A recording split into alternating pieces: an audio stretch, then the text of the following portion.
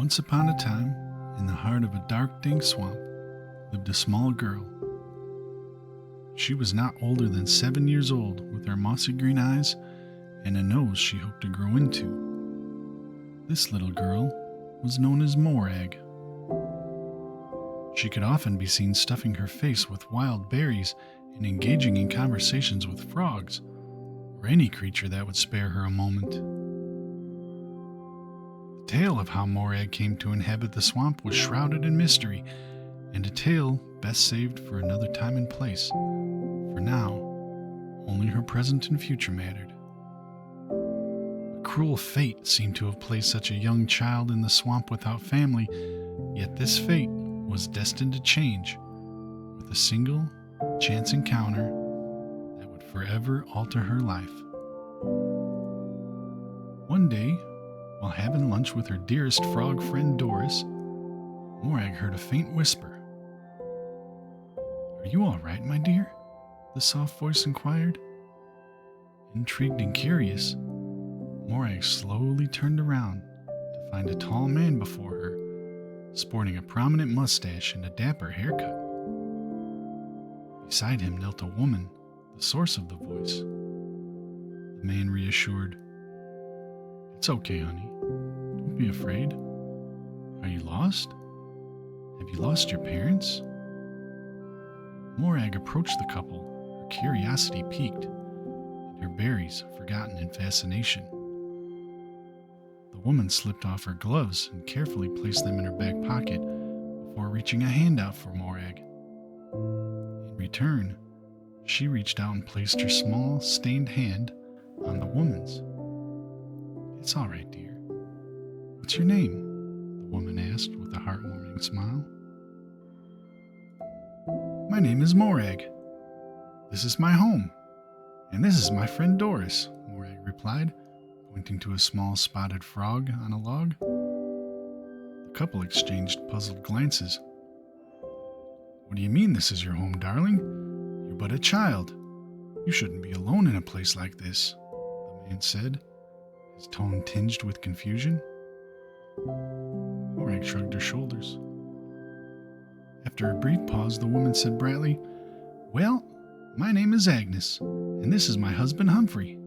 It's a pleasure to meet you, Miss Morag, and your little friend Doris." Her voice filled with a gentle giggle. Doris let out a loud croak almost in reply, and Morag took that as her friend's approval. From that chance encounter, their friendship sparked and deepened. Agnes and Humphrey became frequent visitors, bringing food, and most importantly, storybooks. Throughout their visits, Morag learned to read and write, but her true delight lay in the enchanting tales of kings, queens, princes, and princesses. To Agnes and Humphrey, Morag was a precious addition to their lives, the child they had always longed for but couldn't have due to their demanding work. "Do you think I'll ever be a princess?" Morag once asked, a pondering charm lighting up her face. Agnes responded playfully, "Yes, I think you just might. Just remember, don't go kissing any frogs." Humphrey chimed in with a knightly tone, "Indeed, Queen Agnes, Morag shall be a princess."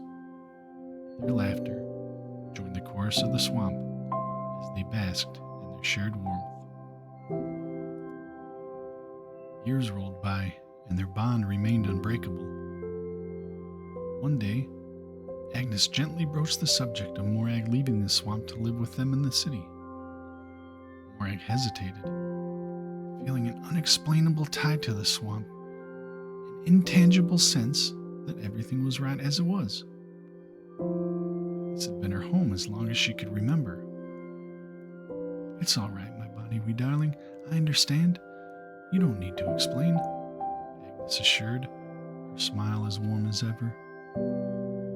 Morag's eyes welled up with tears, and Agnes consoled her, offering a heartfelt gift.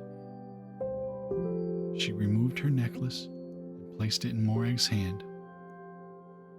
"Wear this as a token of our love for you.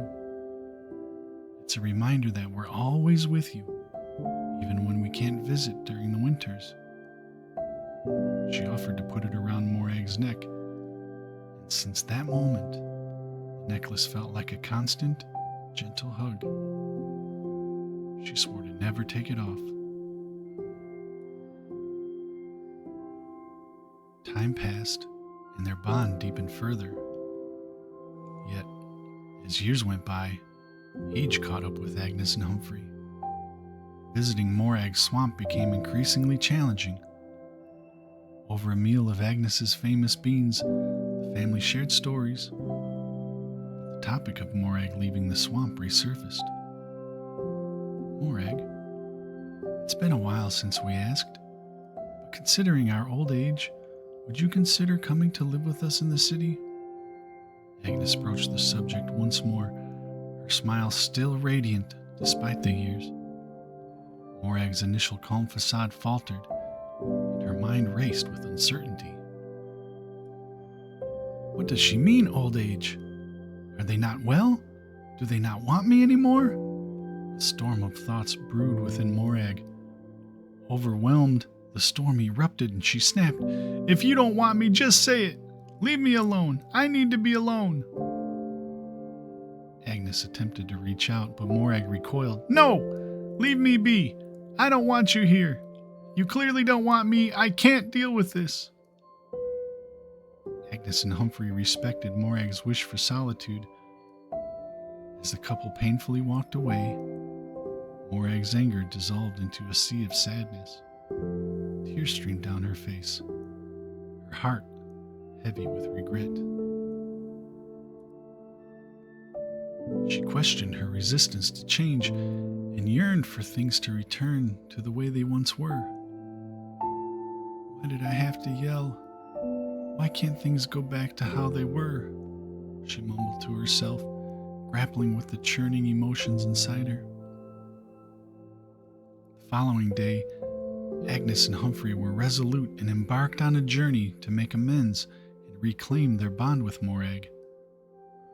They were unwilling to abandon their cherished connection with their little princess. Tragically, fate took matters into its own hands, and the couple found themselves entangled in a violent bank robbery. An explosion shattered the city, enveloping it in a cloud of chaos and confusion. Amidst the turmoil, Agnes's life was claimed. And though efforts were made, Humphrey's body could not be recovered.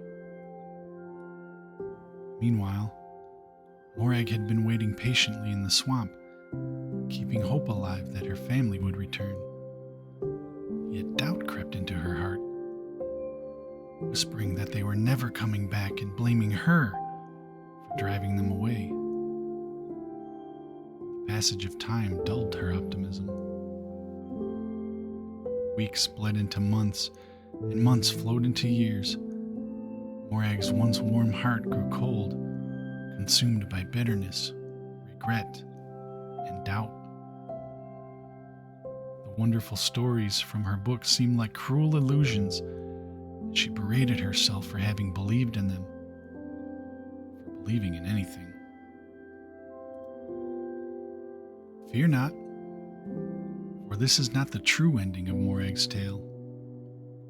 As time passed, Morag's perspective had shifted.